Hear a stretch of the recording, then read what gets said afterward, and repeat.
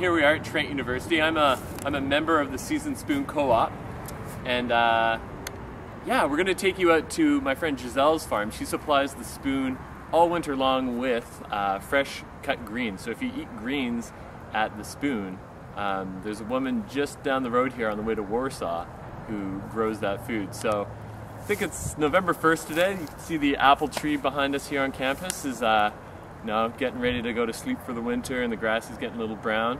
But we're gonna go check out some beautiful. And yeah, I eat at the spoon, I cook at the spoon. Let's go. Help find food. Yeah, this is pretty squinty. Well, Ben, thank you for bringing us out here to Giselle's farm. We can stay full of nutrients all year. Hello! How are you? How are you? Welcome to Earthly Farm. See, there's my greenhouse. That's where all the yummy greens come from. Perfect. Let's go. All right. That's awesome. Is that it? I think that's all we needed. Okay. Just... This is also another wonderful one that likes to grow in the wintertime. It's called mash, or corn salad. Hmm. And this is also very tasty, I think. Corn salad? Mm.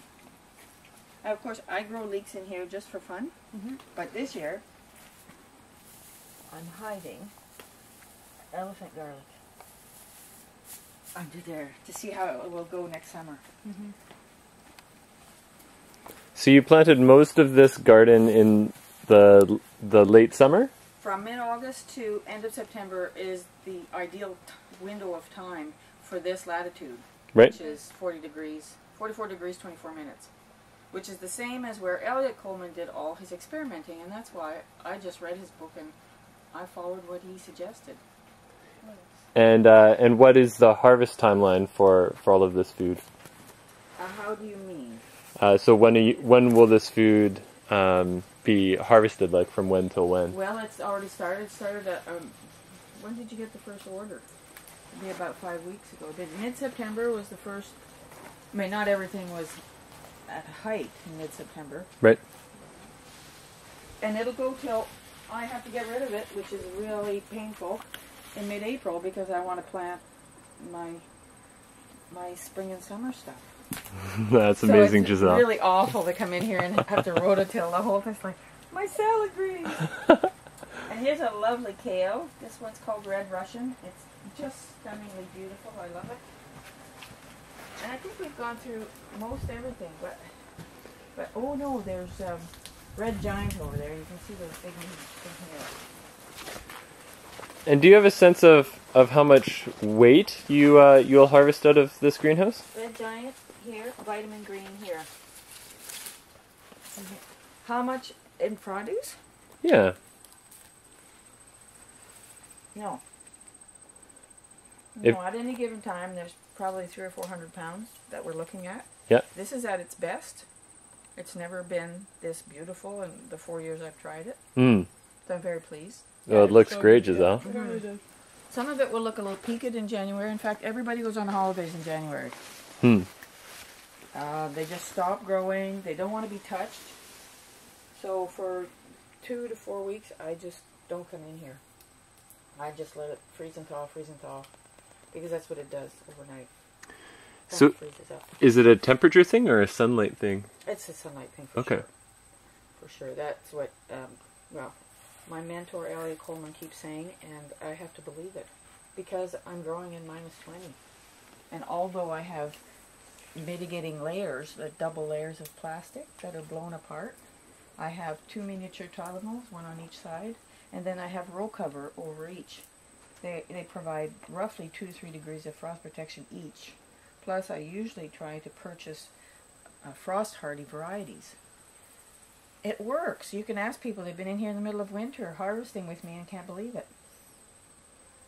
So I'm delighted. All I wanted was salad for myself. Yeah. Could you explain how the plastic works again? Is it just double blown? Well, this layer is 2 layers. Okay. There's 2 layers of plastic here. See at the front there's a little fan? Yep. It blows air in between the 2 layers, and air is a natural insulator. So it creates, right away, there's an insulative quality to the roof and to the walls. and that helps. What the other thing it does, of course, and plus because when it has water on it, it cuts down a bit on the sunlight.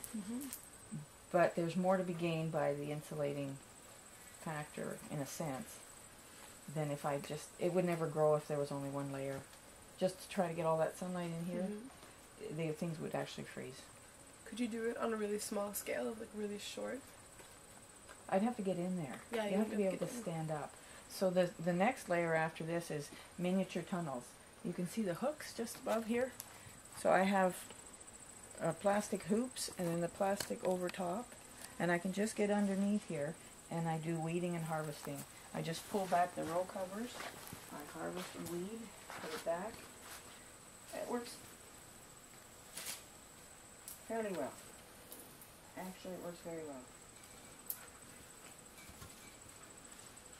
So there, and it's beautiful, and it smells good, and I would like to move in here. Where? Is that a bed coming? Oh, this one here? Yeah. Sorry. Yes, this is Claytonia. It's very, very slow. I'm sorry, it's mosh. It's very, very slow. But once it goes, it's lovely. I was just weeding this little patch when you guys arrived. But see, you can see how they're coming along. The other nice part about in the wintertime, I don't have to water at all. It's self-watering. The water beads on the surface of the plastic or the row cover, and it freezes there overnight, and in the daytime when it warms up, it rains down back on this. So I just water quite a bit in October and November just to develop a bank of water in the soil, and it just recirculates every day. What do you use for your soil? It's what was here originally, which is old pasture, and I put in, I started making compost when I moved here. And a couple of years ago I had cows around, so I used the manure to make compost and put a layer in, and it's responding. It's, I'm not an expert farmer. I grow soil, and look what the soil does. It's wonderful. I love it. Okay, so weeding. Where were you at? Well, I have a tendency to pop around because I get bored and I also get very sore. Okay. I also brought knee pads, if you want. They're at the front. Okay. And grasshoppers go outside. Missed it. Do you know the name of this one? No, that's a weed. Why are you doing all of this craziness? So I can feed myself.